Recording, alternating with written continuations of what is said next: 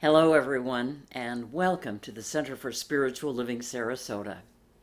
We are here to support you in finding a personal relationship with the God of your understanding and in discovering what you already know.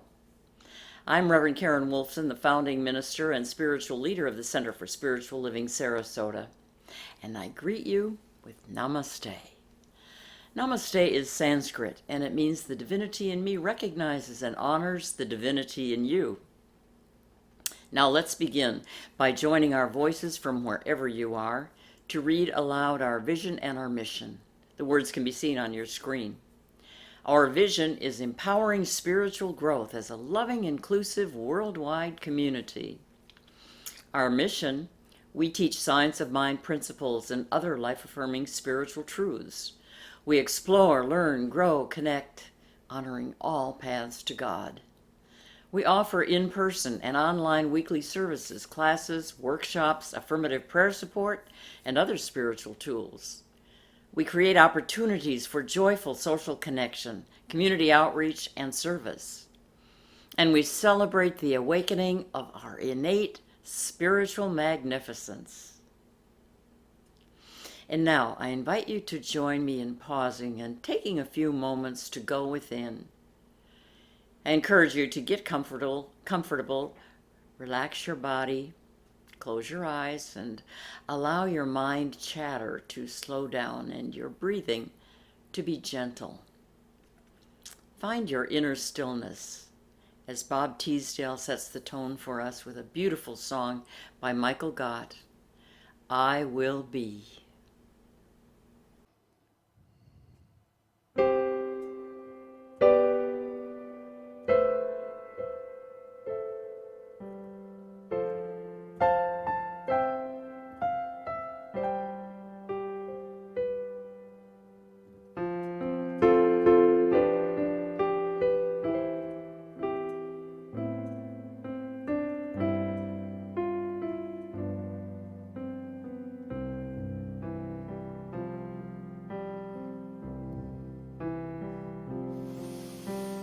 Here I am, a vessel to be used. Whatever spirit needs of me, I will be, I will be, I will be.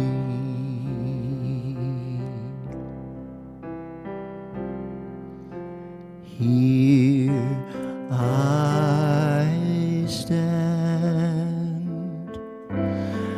my heart is here to serve. Wherever love is leading me, I will go, I will go, I will go.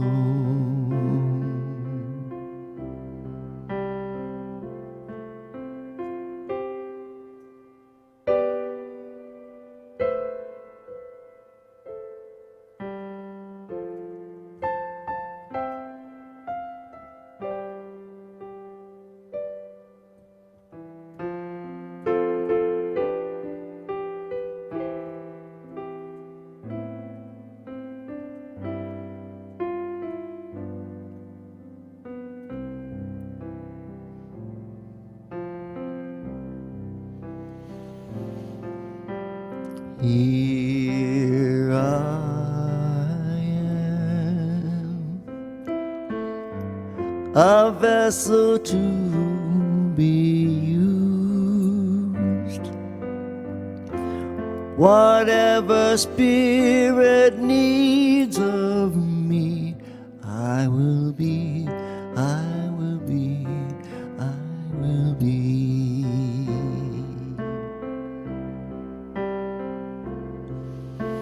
Here I stand, my heart is here to serve. Wherever love is leading me, I will go,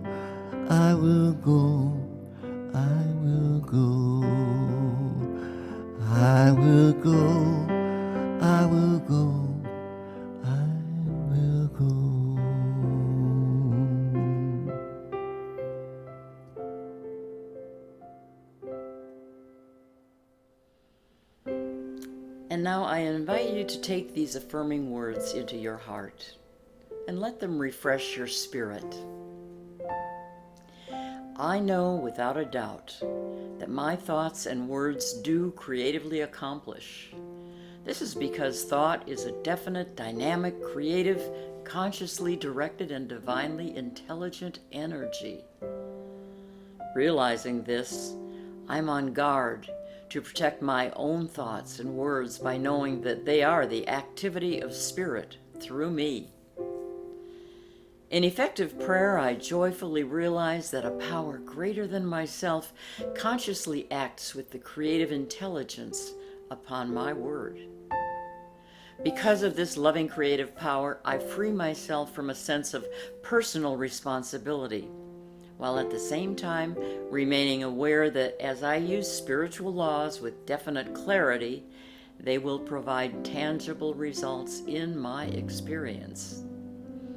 I seek to believe with absolute conviction that my word will not return unto me void. I do this when I recognize that spiritual laws are carried out just as are other laws of nature. I know that with this absolute conviction, my word penetrates every unbelief in my mind, casts out all fear, removes all doubt, and clears away every obstacle. It clears the way for that which is enduring, perfect, and true to be perceived by my mind. I provide faith, acceptance, and a joyous expectancy that all the statements I make in my affirmative prayers and treatments are not only true, but that they will be carried out as I have spoken.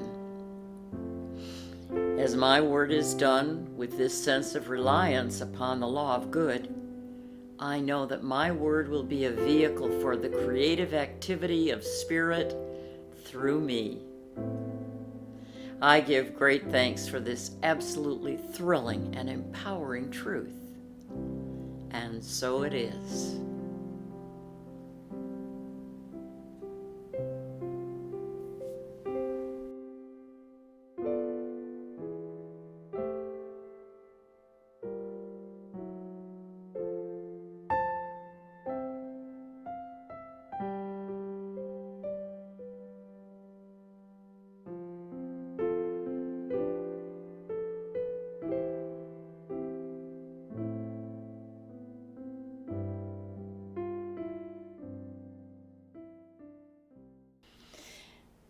Now, before I introduce today's guest speaker, I have a very special bit of news for you.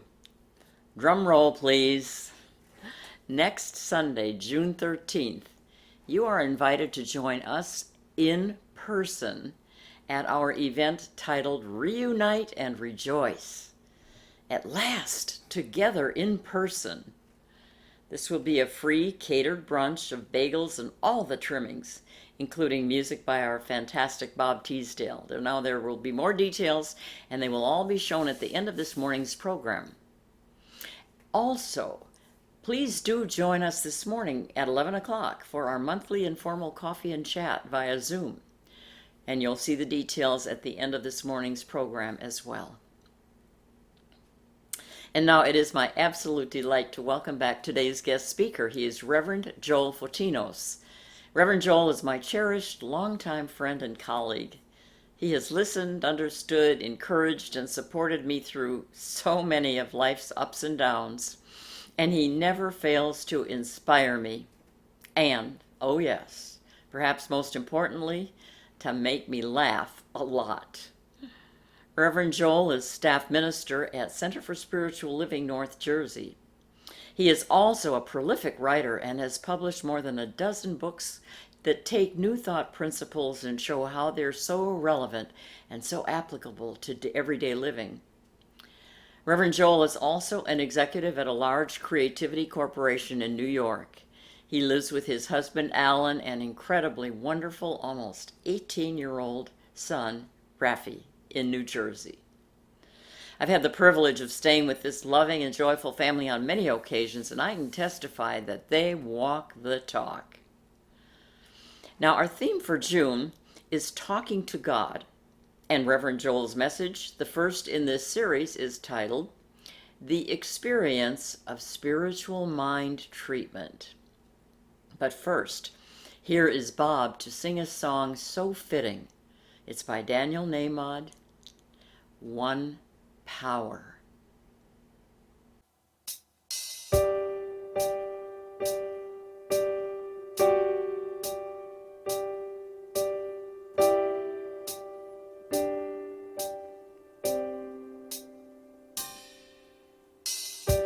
One power, one power, one power.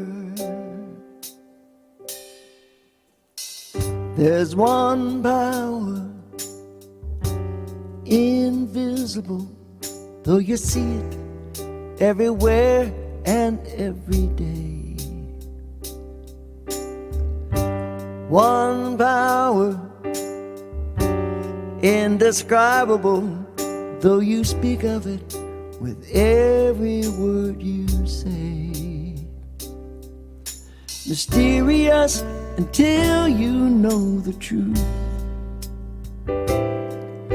As simple as the love inside of you.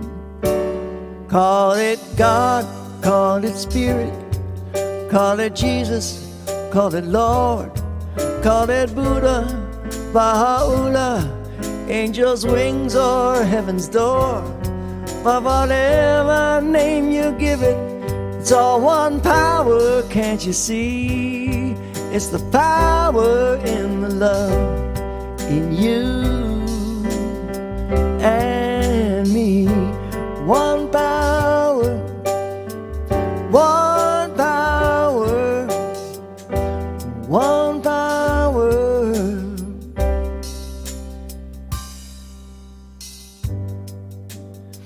We speak so many languages, different clothing, different colors, different names.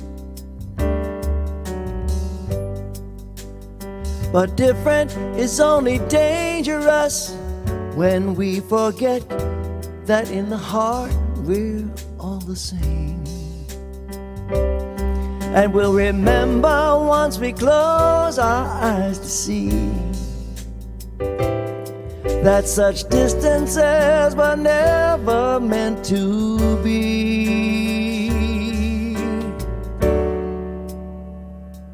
Call it God, call it Spirit, call it Jesus, call it Lord, call it Buddha, Baha'u'llah, angel wings or heaven's door. It's Muhammad, it's your mind, it's your soul or it's your sign. It's the universe, it's music, Mother Earth or Father Time. But whatever name you give it, it's all one power, can't you see? Whatever name you give it, it's the very air we breathe. It's the power of the love in you and me. One power, one power, one power. That's what we are. It's one power, one power, one power.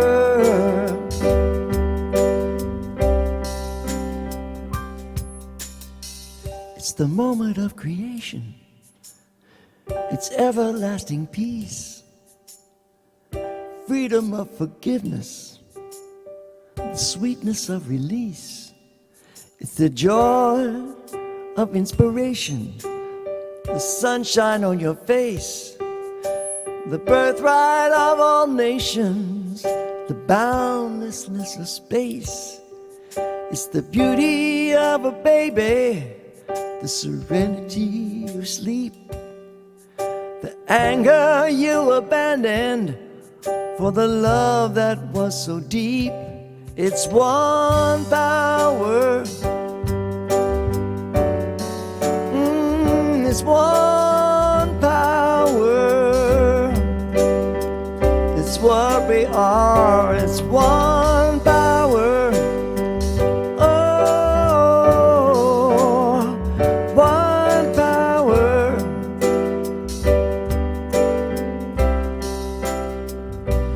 It's the power of the love that lives forever in you and me.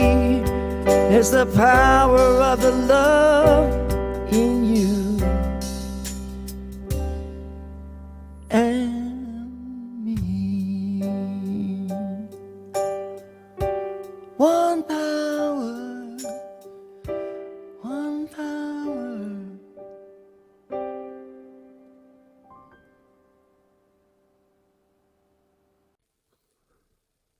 Hi, everybody. It's always great to be here with you, and thanks to Reverend Karen for inviting me to come and speak. And I'm so happy to be here with all of you to speak about something that is so important and I feel so passionate about, and I know many of you do as well. We're here to talk today about spiritual mind treatment. Okay, that's a tool of the science of mind philosophy. I'll get into that in a minute. But I want to tell you first, I was in a conversation with somebody recently. He's an accountant and kind of left brain, and he's a religious man, but we were having a conversation and I used the word spirituality, and he stopped me and he said, "So what's the difference between spirituality and religion? I've heard those two words, but I don't know the difference."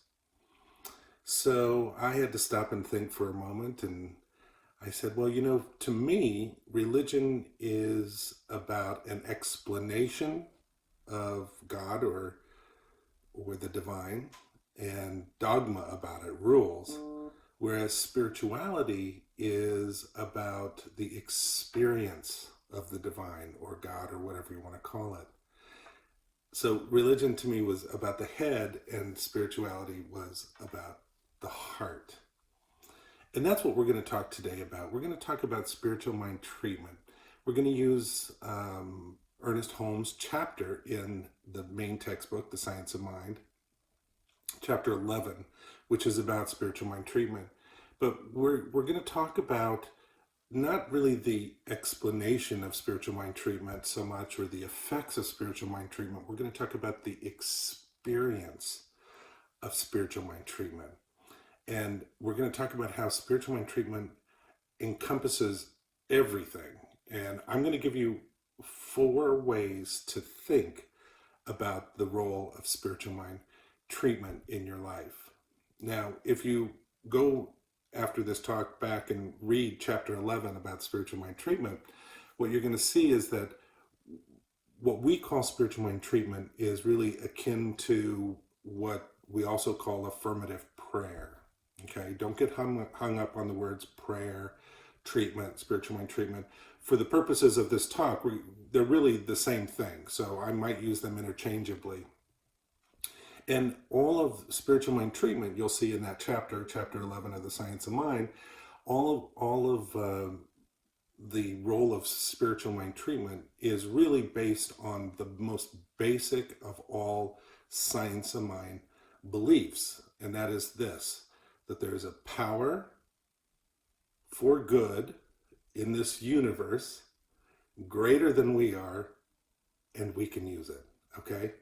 There's a power for good greater than we are in this universe, and we can use it. How do we use it? Through spiritual mind treatment. It's the main thing we teach. So years ago, when I was brand new to this Science of Mind path, years ago, I thought of prayer actually more like trying to get what I wanted, or trying to solve the problems that I had in my life. I would pray for money, I would pray for a relationship, I would pray for a car, I'd pray for more of what I wanted and less of what I didn't want. And, when family member got sick, I would pray, please heal. I still thought of God as someone out there who I would petition to help me. And that kind of prayer really kept me focused on what I wanted more of and what I lacked. Okay? Ernest Holmes says this about spiritual mind treatment in chapter 11. If you have the textbook, it's on page 164. And he says this. He says, in treatment, we turn entirely away from the condition.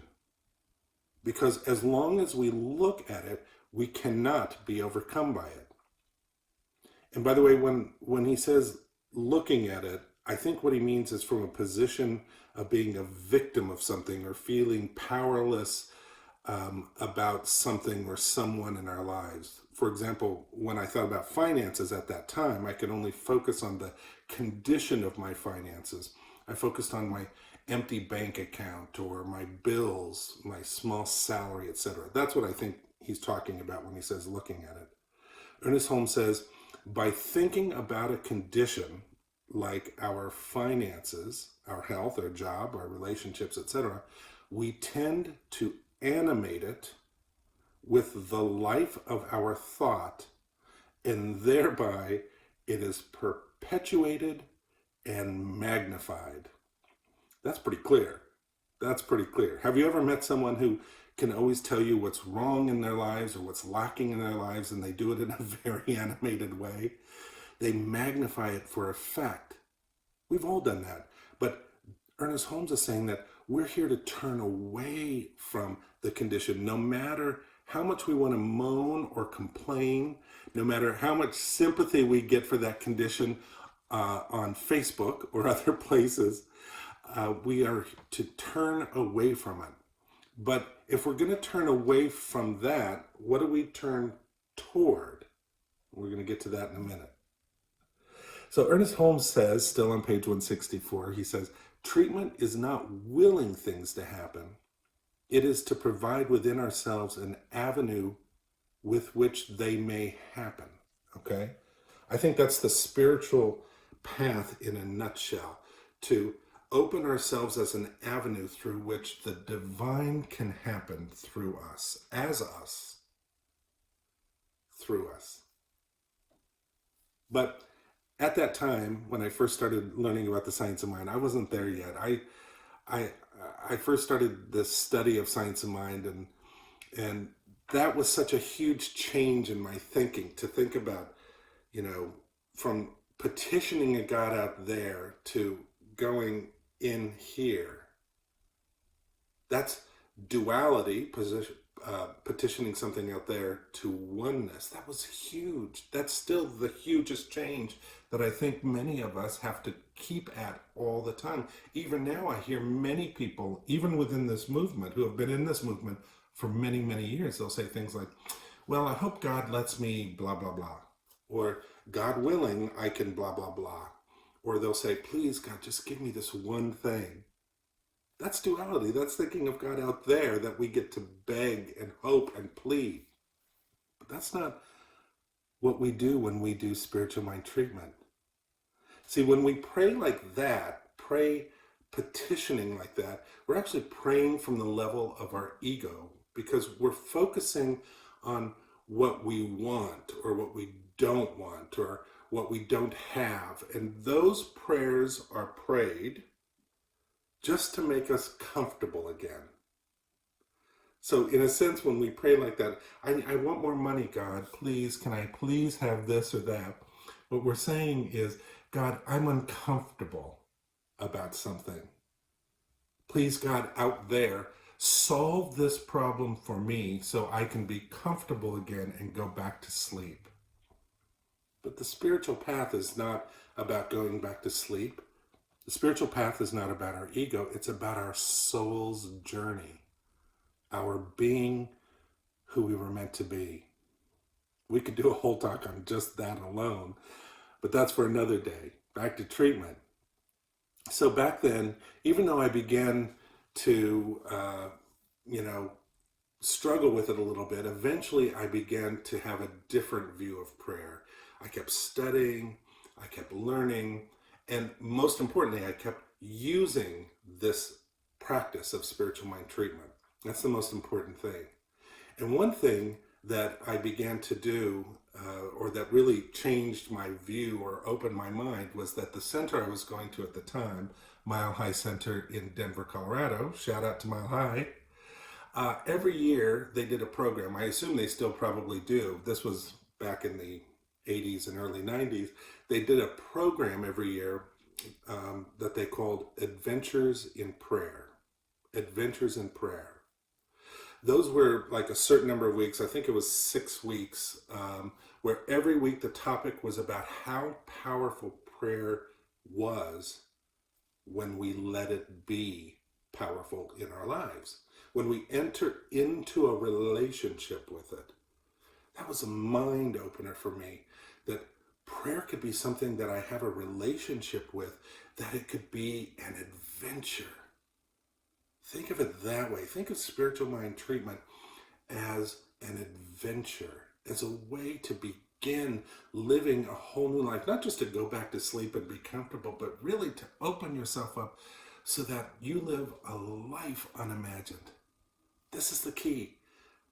Keep using spiritual mind treatment in your life, and you will begin having a relationship with prayer, and you will go on to have that adventure of prayer that you were meant to have, which means an adventure of life. Now, as I mentioned earlier, spiritual mind treatment is our form of affirmative prayer, and it's a method, okay? It's a method. It's not the only method in the world, but it's our method. And it is what we in the Science of Mind philosophy use, and we believe, and I have my own experience of it, that it is amazingly powerful. It's 5 steps. Many of you already know these. First step is recognition, which is recognizing that God is all there is, that there's a limitless presence and a power in this universe for good, and that God is all there is.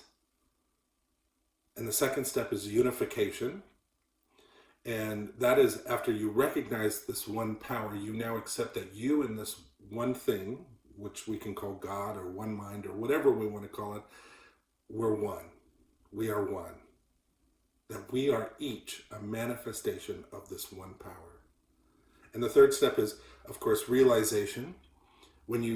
This is when you begin to realize without doubt or reservation that the good that you desire to experience is now taking form in your life right now. And the fourth step is thanksgiving. This is the step of gratitude, and it's feeling joy in this truth. And the fifth step is release. Releasing the treatment into what we call law, or the subjective mind, or what the early New Thoughters called releasing it into the ethers, which I really like a lot. So in this chapter 11, Ernest Holmes goes into more detail about spiritual mind treatment and another form of spiritual mind treatment, etc., and why and when we should use it. So I encourage you to read it.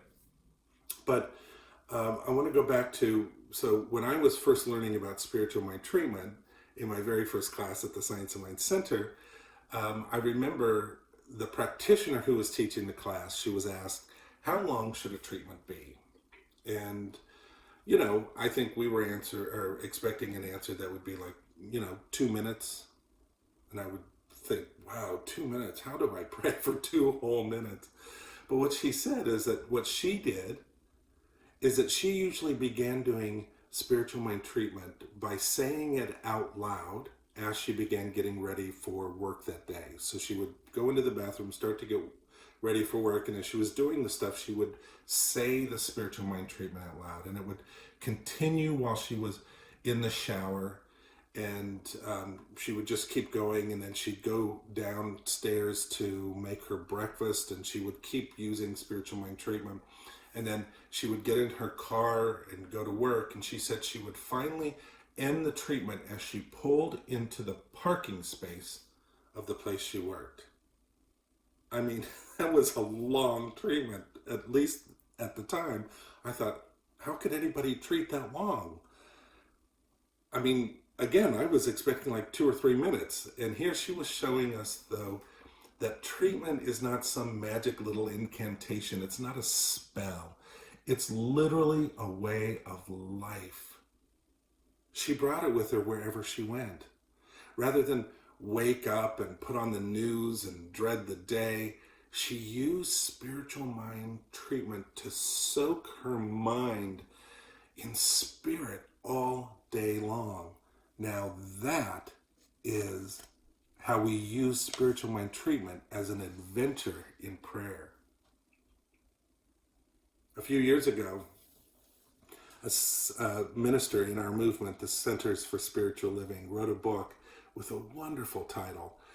It's called The 5 Paths to Freedom. And John Waterhouse, I think, is the author of that book. And I've read portions of the book and it's good, but I love that title, The 5 Paths to Freedom. Think of it this way. Each of those 5 steps of spiritual mind treatment are like entry points onto the path that leads to a deeper conversation with the divine parts of ourselves. And each of the 5 paths takes us out of where we are with all the limitations and moves us into a new place, freedom. Pick any one of them, any one of those 5 steps, because they're each a path to freedom. You could pick the first one, recognition, and just spend every day, each day, just immersed in the idea that God is all there is. Oneness. Everywhere. And that everything and everyone that you see, everything that you see, everyone that speaks to you, it's all just God speaking to you like a mirror so that you can see yourself in it. Everything becomes alive and ablaze with glory, the glory of life, of spirit itself. If you just use that first step of treatment, it can become a path to the freedom of our soul. Or say you took the second step and just did that one. The second step, unification, and spend each day reminding yourself that you are not separate from anything or anyone around you. Think of unification as the fact that there is this wondrous, all-powerful power, capital P power, that created everything, and we're one with it. I'm one with it. You're one with it. And that everything and everywhere I go, all that I see, I am connected to in the most intimate, wonderful way, because we were created by the same power. No separation, unification. That would take us to freedom. Or say we did the third step, realization, where instead of asking for things, petitioning, you just took stock of everything you already had and all the people in your life and all the opportunities and all of everything, and then spoke into existence those qualities and truths that you know spiritually are already true. Because how could they not be true when everything is created by the one great power for good? And you invited them to be true for you right here and right now. Imagine just immersing yourself in that one step, how free you would be. Or what if we immersed ourselves in the fourth step, which is Thanksgiving, and just spend all day thanking and being gratitude for everything that you see and that you touch and that you come in contact with. If a problem arose, you wouldn't complain. You would say, thank you, life, for sending me this opportunity to feel alive. And thank you, God, for, and by God, thanking God, I mean, it's like thanking that divine part of ourselves so that we can hold a mirror of love and light to anybody who has forgotten that we are brothers and sisters. Thank you, God, for allowing me this opportunity to live your truth, the truth, more freely. And you go to bed every night filled with gratitude for every single moment. Or imagine if you picked the fifth one, release. And just let go of every thought, every action, every person that you think has ever held you back. Every day you release any sense of separation so that you release everything that you have inside and you live each day empty to the world and ready to receive what life has to offer. Wow, that would be total freedom. Then imagine using all 5 of these paths, these steps, these paths to freedom together. How free would you feel? How connected to the divine would you feel? How miraculous would life be every single day? 5 paths to freedom. So we have prayer as an adventure that we do throughout the day, and we have prayer or treatment as 5 steps to freedom. But here's a third way to think about spiritual mind treatment in our lives. So a few years ago, I watched a video on YouTube, and this video was about Rio de Janeiro. And what a great city. I hope to get there one day. And I was watching this video, and in this particular video, there was a man who was kind of standing on a corner at the base of some stairs. And these stairs, I guess, are well known in Rio de Janeiro. And they're stairs that you go up the stairs and you keep going. And as you go up the stairs, they take you to higher and higher viewpoints of the city of Rio. And it kind of is like stairs, and then there's a tier where you can, look at the view, and then more stairs and another tier, etc. And eventually you get to a high point where you get on some trams, and you go trams to go higher and higher in seeing Rio de Janeiro. And so he was at the starting spot at the base of some stairs, and the starting spot was kind of in a rough area. Rio has some rough areas, as do all cities, and what you could see around him were some closed stores. They were empty or closed, or you could see trash on the ground. It was not one of the most scenic parts of the city, but that's where he was starting from. And then he began to climb the stairs. And he climbed the stairs a little ways, and at the first level, when he reached that terrace at the first level, he panned the camera around again, and basically what you saw were just the roofs of the buildings that we had just seen when he was down below. You could see, a couple blocks, and the roofs were mostly rusty and in need of repair. Like I said, it wasn't one of the nicer spots of Rio. You could see that this was an area where there was poverty, and Rio, of course, is known, as many cities, for having a class separation between wealthy and the poor. And here was a way you could kind of see some of that area. So then he started walking up the steps to the next area and to the next terrace, and panned the camera around again. And, you could still see some more buildings, but it kind of looked pretty much the same. And then he climbed some more stairs to the next terrace, and you could see a larger part of the city. You could see that neighborhood that he had been in, but you could begin to see some other neighborhoods around, and you could see some parks and some buildings, some tall buildings. So it was getting a little more interesting. Then he went up the stairs again, went to the terrace, panned the camera around, and now you could see a huge portion of the city. It was beginning to look like the Rio that we all knew or know in a recognizable way from pictures that we see, or at least that I see in magazines or whatever. And it was beginning to look like that, and it was harder to see individual buildings at that vantage point or individual people because we were just getting high enough. Now, at that vantage point, to go higher, there actually was a tram to take you to the next terrace area. So he went up on the tram to that next terrace, panned the camera around again, and it was beautiful. From that point, you could see pretty much all the districts of the city.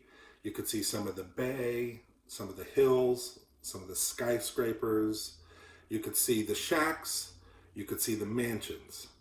You could see shiny big buildings. And it was really beautiful. And the man who was taking the video, I remember him saying that this was like one of the most beautiful views of the city that he had ever seen. But there was still one more tram to go up. And so he took that tram, and it was a long tram, long, really, really high. And he went up and up and up and up. It was so high. And he got to the top, and from that top, that terrace, it was like a lookout. There were benches, there was a restaurant. It was so high that it was literally breathtaking. You could, like, the clouds were right there. It was so high. And from that area, you could see the city, but you could see beyond the city. You could see the entire area around the city, the vegetation and the sea and that big statue of Jesus that is so famous in Rio. You could see everything. And when you look down at the city, it was all one. It was one city. The good, the bad, it all came together in one whole. You could see everything.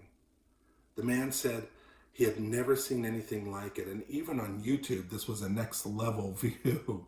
The city, the water, the skies, the trees, it all came together in a way that you could see it all, you could love it all. In a sense, treatment is like this.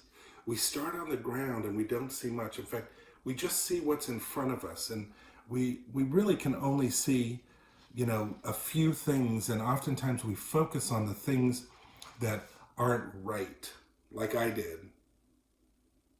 The trash, the rusty roofs, etc. But treatment takes us higher so that we have a better view. So that as we use treatment, as we go into treatment, as we use these 5 steps to freedom, which is an adventure in prayer, we're going higher and higher and higher so that we can see from the highest point of view. When we do that, what happens is when we come down, we can no longer see separation. We can no longer see this and that because now we've seen everything and it's all one thing. There's not one area that says, oh, well, that's just this. It was all everything. And we bring that with us as we go down. So treatment is like an experience of going higher and higher so that we can see with greater and greater clarity the oneness of everything. Now, let's look at one more way of thinking about treatment. This one comes to me from a book I read years ago by a Christian theologian called Richard, his name is Richard Foster, and the book is called Prayer, Finding the Heart's True Home. And in there, he says that prayer actually has 3 motions: inward, upward, outward. And really, that is true for treatment, spiritual mind treatment from the Science of Mind philosophy as well. Ernest Holmes says in the Science of Mind, at one point he says that prayer is a movement of thought within the mind of the one praying along a definite line. Spiritual mind treatment, these 3 movements, inward, upward, outward, that shows the movement, the definite line of prayer. So let's just look at them really quickly. Inward. Inward is letting prayer point you away from the world. You're not looking out there. You're now looking inward. And it shows you now from a world where things are impossible, and it points you away from the past and the stories and our experience and the news and all of that and all of those things. You go inward so you can be inwardly focused rather than outwardly focused. Inward rather than just seeing the effects of our life. Going in means to begin climbing those stairs like the man did in Rio.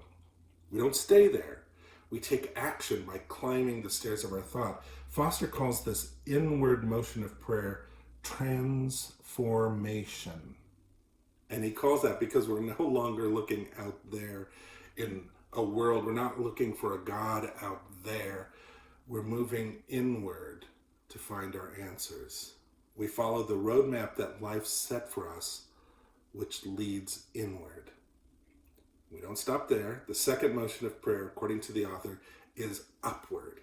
So we've gone inward, now we're going to go upward. And continuing to use the metaphor of that YouTube video, going up in prayer is like going up those stairs and up the trams.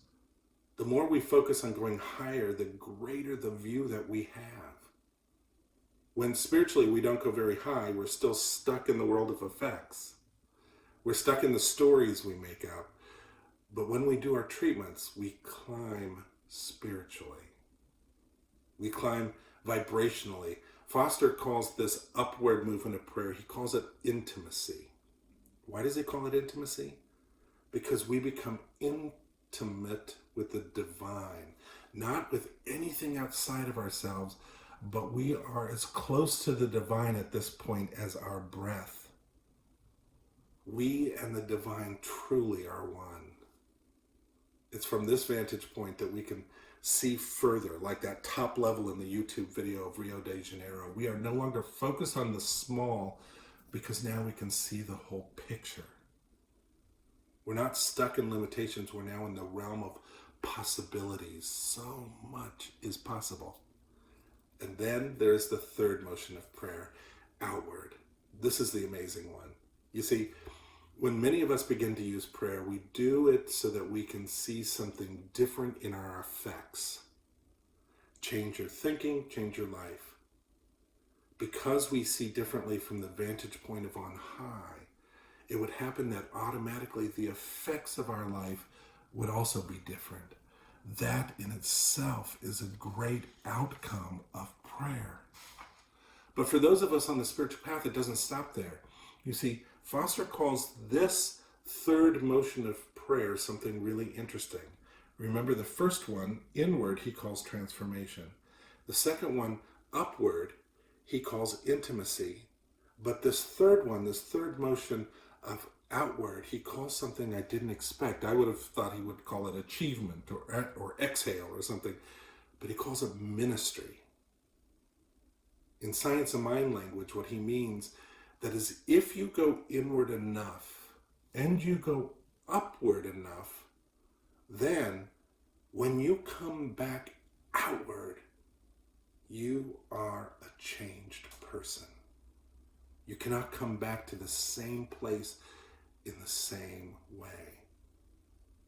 In other words, using our metaphor, you can come back down from the highest spot of Rio and you see everything in a different way. When you are on high, you saw it as one thing, which means that now when you come down, you cannot see anything separate any longer. You cannot turn a blind eye.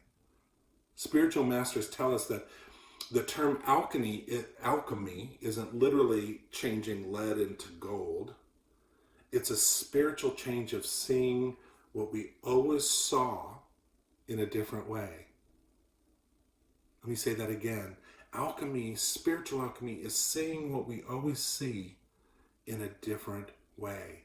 We come out of spiritual mind treatment not just with the knowing of higher, but with the commitment to being higher. So you can see that spiritual mind treatment isn't just some little prayer we do when things get tough. Spiritual mind treatment is a way to live life. Spiritual mind treatment is an adventure. Spiritual mind treatment contains 5 powerful paths to freedom. And spiritual mind treatment is a way to elevate your perspective so high you can literally have a totally different understanding of life. And spiritual mind treatment is a way to go in, up, and outward to be a walking beacon of the divine. Rumi said, in closing, wherever you stand, be the soul of that place. Through prayer, through spiritual mind treatment, you take that understanding with you. You can be healed. You're not at the mercy of anyone or anything. You are free.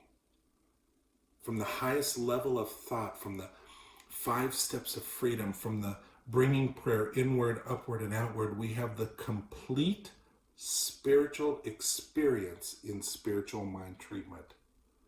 We become the vessel that God works in and through. We become the tool of the divine to bring that elevated experience wherever you are. So don't rely on others to do it first. You, through spiritual mind treatment, become the catalyst for good in this world. You are the link. You are the light. And so it is.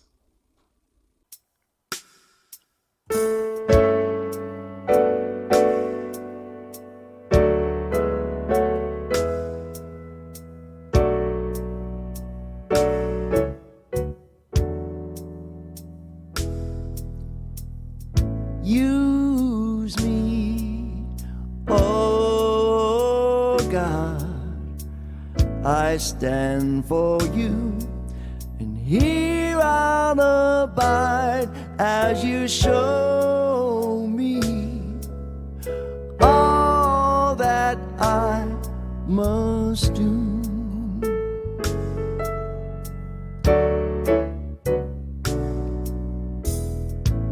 I used to think that God was the sun, God is the sun, but God's so much more than the earth or the stars or all of creation.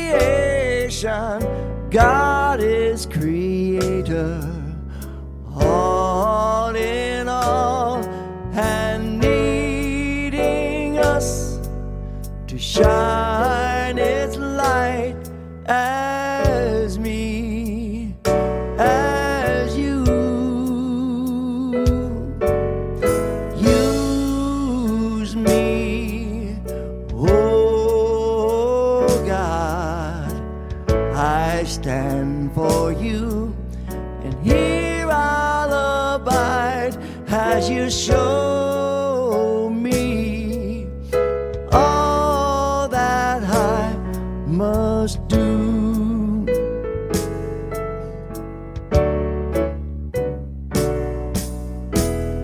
Command my hands to do what they must do. Command my life, it's here for you. God is the love that heals all creation. God is creator, makes all things new, and God needs us to shine its light as me, as you.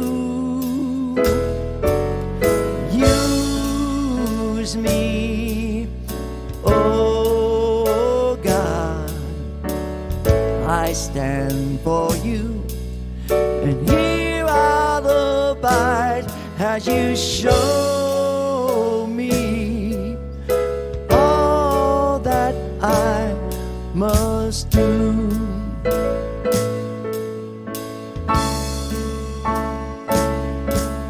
And God needs us to shine its light. God needs us to shine its light, and God needs us to shine its light as me, as you.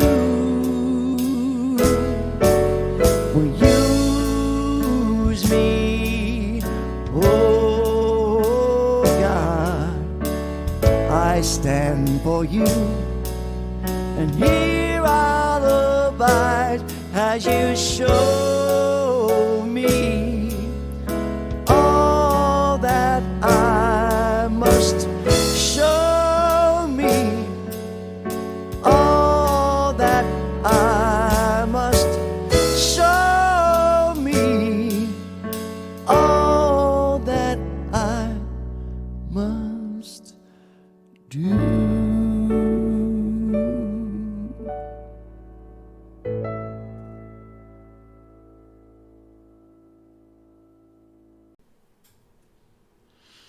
Ah, yes. Use me. Use me. Thank you, Bob, for that powerful song by Ricky Byers. And thank you, Reverend Joel, for inspiring us to take our practice of prayer to a whole new and expanded level. The experience of spiritual mind treatment. So much to think about. Thank you. Now, here at the Center for Spiritual Living Sarasota, we want you to know that we're available to support you in knowing the power and presence of your spiritual essence. We offer this support through prayer, inspiration, encouragement, and opportunities for virtual community and connection. And we really appreciate your financial gifts in support of us so that we can continue to offer support to you. There are 3 simple ways to share your gift. On your screen, you'll see our website where you can select the donate button, which allows you to contribute via PayPal or credit card. Or you can mail a check to our address shown here on the website, or set up automatic contributions through your own online banking. Website is www.cslsarasota.com. And now I invite you to take your virtual gift in your hand, place it over your heart, and bless it as you share it, and know with me, my gift goes forth to heal, to bless, and to prosper, and the divine flow returns it to me multiplied abundantly.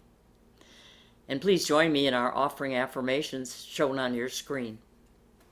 I give thanks that I may share of my good, my love, and my support. Thank you so much. And by now, you know we're offering you something new. It's been a series of free 1-hour workshops titled Healthy Mind plus Healthy Body equals Healthy Life. Now, this series features 3 members of our spiritual community sharing their amazing expertise and wisdom and insights. April's workshop, titled Living in the Flow, featured Dr. Harvey Kelsis, Doctor of Chinese Medicine and Acupuncture. In May, we featured Dr. Lisa Lessard on creating an effective habitual thought foundation. Learned a lot there. Learned a lot in both of those wonderful workshops. And if you miss these dynamic and informative workshops, they can be viewed here on our Facebook page and also on our YouTube channel. Now, wrapping up this series on Saturday, June 19th at 10 a.m. via Zoom will be one of our own spiritual practitioners, Ron Frost. He will share Getting Unstuck, the keys to unlocking your true potential. And by the way, that's also the title of his inspiring book. This is about tapping into a deeper sense of your purpose and how that purpose aligns with your innate gifts and dreams and goals. Ron will also share tools and practices for producing those positive outcomes in your life. Now, Ron is a sought-after motivational speaker and consultant with expertise and insights gained in a long career traveling across 4 continents, serving as a business consultant, sales trainer, and coach.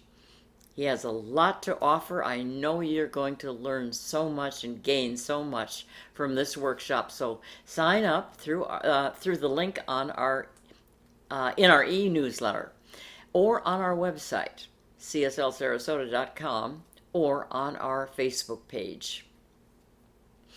And now I have 2 ways for you to connect with us. This morning at 11 o'clock, join us for our monthly coffee and chat. The Zoom link was in our weekly e-newsletter this week, and it is now also on our website in that newsletter posted there. And it's on our Facebook page. That's this morning, 11 o'clock, coffee and chat. And drum roll, please. Next Sunday, June 13th, you're invited to join us in person at our event titled Reunite and Rejoice. And that's what we'll be doing, reuniting and rejoicing at last. This will be a free catered brunch of bagels and all the trimmings, including music by our fantastic Bob Teesdale. So RSVP no later than this Thursday, June 10th, and we will reply with the location and the details. Because we're still observing COVID safety protocols, seating is limited. So please do RSVP right away, and for sure by June 10th. And that email for your RSVP is, as you saw on the website, on our page right now, is cslsrq@comcast.net. Now, would you like prayer support? Do you have a request? On our website, notice the green prayer request button, and that allows you to send us your prayer request. Our 4 licensed spiritual practitioners, Kathleen Frankert, Ron Frost, Jim Grove, and Jaron Nelson, stand by ready to know and affirm the spiritual truth with and for you no matter the situation. And did you know these gifted practitioners are also available for spiritual coaching sessions by appointment? These offer the opportunity to explore a deeper understanding and a practical application of the spiritual truth that eclipses your problem or challenging issue. Now, for more information, you can check out their page at our website by selecting the Staff tab on the left and then Practitioners from the drop-down menu. Would you like news of our upcoming events? Well, sign up for our weekly email newsletter right here on our website, or click on our Facebook link. And 2 more reminders. Pop-up prayers with our spiritual practitioner, Jaron Nelson. These are 5 to 10-minute videos focusing on a particular topic with a short reading, an affirmative prayer, and an affirmation to take with you. These videos are posted once a week on our Facebook page, our YouTube channel, and in our weekly e-newsletter. And Jaron welcomes hearing from you regarding prayer topics you'd like her to use. Just send yours to her email on your screen. Also, you can scroll through the topics addressed in previously posted pop-up prayers and find the encouragement and support you need for any given moment. And finally, so popular, every Wednesday from 7 to 8 p.m. are spiritual living circles via Zoom, open to all. They're facilitated by licensed spiritual practitioner Jim Grove, and this is a great time to connect in community. These circles are informal, they're inspiring, thought-provoking, and they're free. So email Jim Grove at the address on your screen to receive this week's Zoom link, the discussion questions, and a copy of the Science of Mind magazine article to be discussed. This week the article is titled, The Power of the I Am Presence. And now, as we conclude this sacred time together, let's set the intention to move forward into our day and the week ahead in peace and love. I invite you to join in singing our closing song, Let There Be Peace on Earth. The words will be on your screen. And thank you. Thank you for being with us. And have a wonderful week, everyone, and I'll see you soon.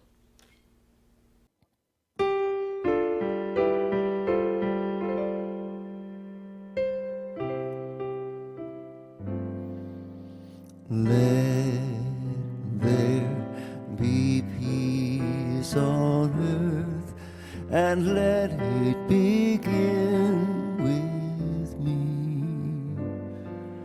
Let there be peace on earth, the peace that was meant to be with God our Creator. We are family. Let us walk with each other in perfect harmony.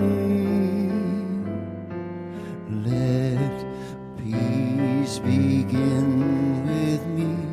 Let this be the moment now. With every breath I take, let this be my sign.